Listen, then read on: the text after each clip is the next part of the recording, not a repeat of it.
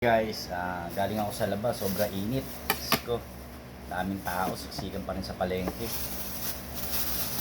Eto, bumili lang ako ng strip na carrots na para konti na lang hiwain ko.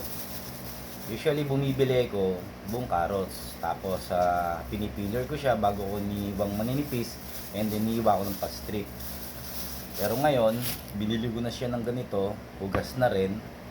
So, ang gagawin ko lang dito is pipinuhin ko na lang siya. I-mince ko na lang siya. Yun, kasi ito yung gagamitin kong pang spaghetti. So, ito, nakabili na lang ng bell pepper, medyo malaki. Gagamitin ko is white na sibuyas. Yan. At saka, meron na rin ako yung balat na bawang na usually ito binibili ko kasi pag fresh pa naman, fresh siya. Luto, diretso na, hindi na magbabalat-balat pa. And then, ayan, tapis, malasa.